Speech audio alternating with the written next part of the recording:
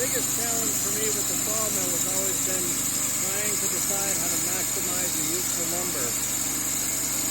And even though this is a lodgepole, I think, they're relatively straight, but you can see they're out in the middle.